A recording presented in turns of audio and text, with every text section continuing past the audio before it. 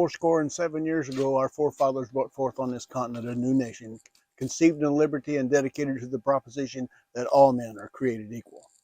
I didn't have to say anything, man. Just had to say it with eye line. That was awesome. That was awesome. G or D? That's D. Oh, so it's G, D, G. You get a line, I'll get a pole. C. Go down to the crawdad hole. G, honey, O, D, be mine. G. You're gonna sing? What? You gonna sing? I don't know what to sing. You get a line, I'll get a pole, honey. You get a line, I'll get a pole, babe. You get a line, I'll get a pole. You go down to the crawdad hole, honey, O, baby, be mine. What's gonna do a creek runs dry, honey? What's gonna do a creek runs dry, babe? What's gonna do a creek runs dry? So back what's crawling fly, honey, baby, be mine. Woo! What does the Medal of Honor mean to me? The Medal of Honor represents the love that I have for my country and the love that I have for my brothers, because I'm not big, bad, and brave, but I do love my brothers, and that's why I swim across the river to get them. I believe that I do have a responsibility to the medal and all that it represents, and all who represent the Medal of Honor. And I do my very best to travel all over America, trying to encourage America to stand up for what you believe is right in your heart. That's another thing I believe that this medal represents, is the patriotism, the love that goes into doing that. And I would hope that it would inspire other young men and women to stand up for what they believe is right and help their families and help America. That's my greatest hope.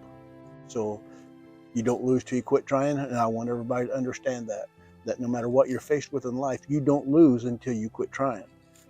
Well, Johnston Dunlap encouraged me to play the Shenandoah in Vietnam. He wasn't in artillery, he was in infantry, but because we worked together almost on a daily basis, I seen Johnston Dunlap a lot. And he would always act, he'd go, "You got it, Sam? Play it." So I'd sit there and I'd play Shenandoah for him. Sergeant Dunlap was killed in Vietnam, and when we dedicated the wall in Washington, D.C., I took my harp, I took the original harp then, touched Johnston's name, and said, "Brother, I'm going to play Shenandoah for you one more time."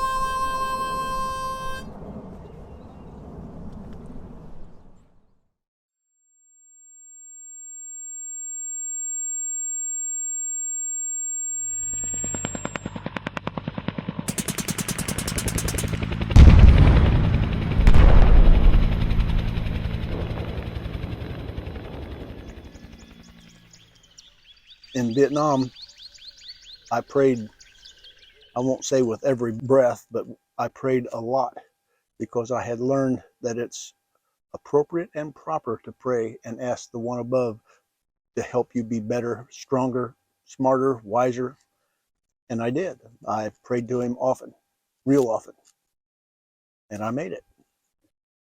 What happened on November the 18th, 1967? We were out on operation. We were supporting a big move the infantry was having. We didn't realize how big an operation this was, because it was just like any other day. We thought at 2 o'clock in the morning, we were hit by a reinforced battalion of North Vietnamese. And I was the lead gun from the direction they were coming from. So I was the one that started firing beehive rounds at them. and it was doing its job. But that's where we didn't realize how many they were, because I thought the beehive wasn't working. 200-300 at a time would come running at us. After we fired all of the rounds out of the howitzer that we had, then I started using the M16, and I had about 180 rounds and started doing my job as a soldier. I had a white phosphorus round left. I had some specialty artillery rounds, and I thought, well, maybe I can fire them. So I loaded them up, and when I fired it, they fired a RPG and hit my gun, blew me up, blew me off the gun, knocked me unconscious. I was laying half in and half out of my foxhole, and the next gun behind me, our guns, they thought the enemy was trying to turn my howitzer around to fire at them, and they didn't want that to happen. So they thought we were all dead, which we were not. We were all wounded, but we weren't dead. And they fired the beehive round over, and that's how I got hit by the beehive round.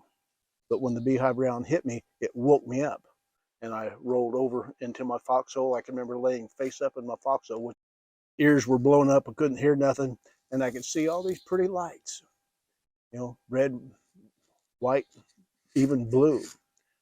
Some of the communist tracers were blue. So I had all these pretty lights come, but I didn't dawn on me what they were for a minute.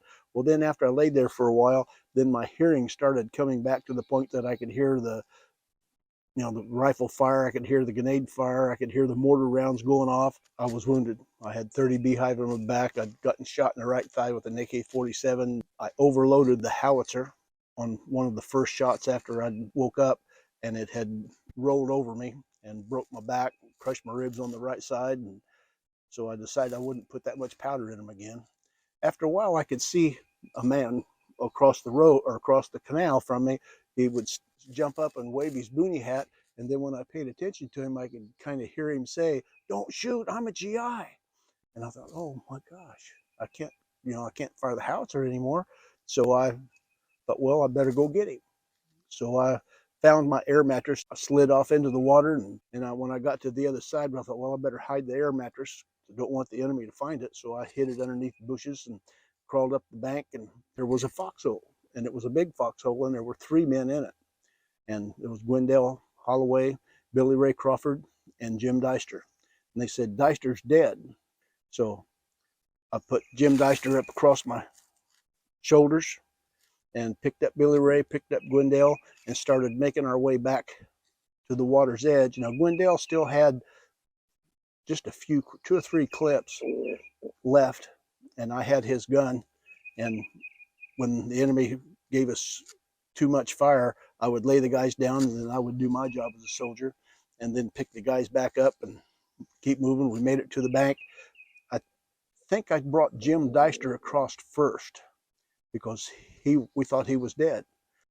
Jim was alive, but no heartbeat. We couldn't detect a heartbeat. When I got to the bank, some of my guys pulled, well, it was Bill Murray and Frank Gage that pulled him up out of the water.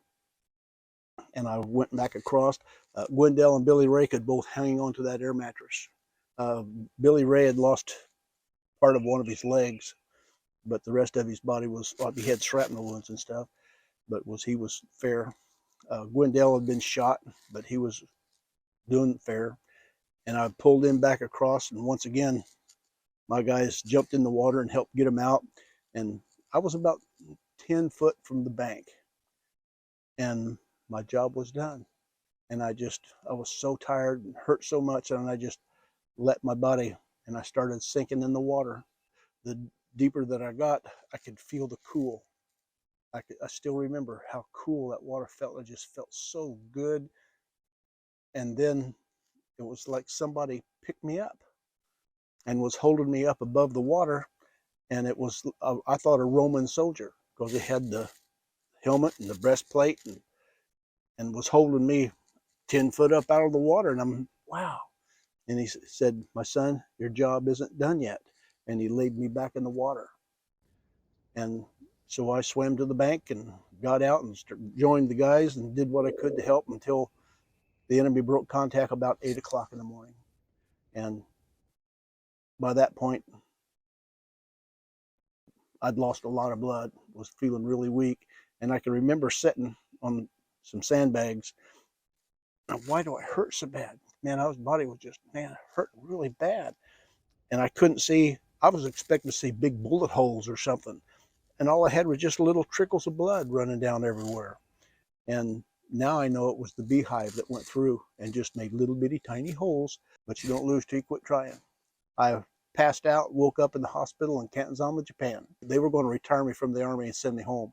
And General Westmoreland allowed me to go back to be with my brothers because I needed to touch my brothers because I had just passed out. You know, I didn't know what happened, and it worked out great.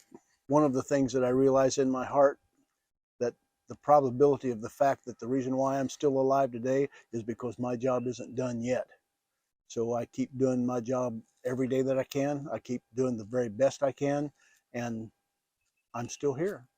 So thank you, sir, and I'll keep doing my job, and we'll see what tomorrow brings.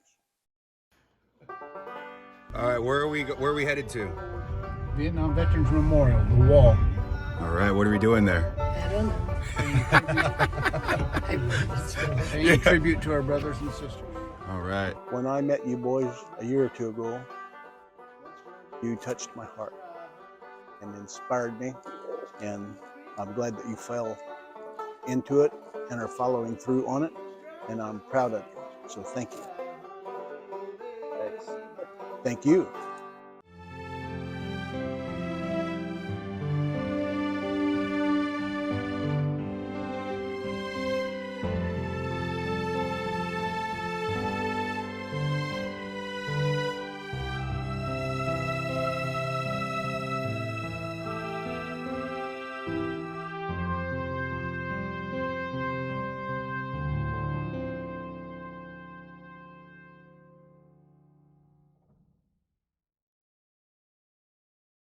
All right, so I heard we're gonna make a movie.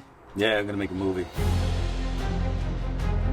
Hey, what's going on? I'm Nathan. And I'm Todd. We're the Tatro Brothers. We're both veterans. We both served our country, and we're excited about telling a story about another veteran who happens to be a Medal of Honor recipient from the Vietnam War.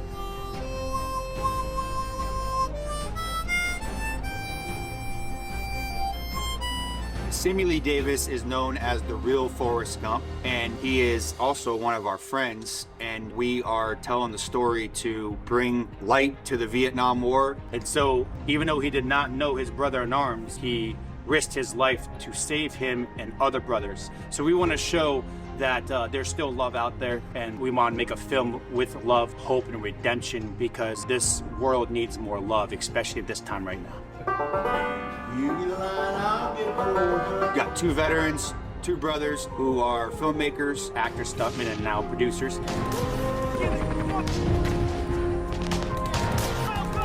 telling a story about another veteran, and it's going to be great, and we need your support. So we're coming to you today to ask you to financially support us by giving us your donations and helping us to get this project funded so we can make it happen. So like it, comment on it, help us get the word out. Thank you. Thank you.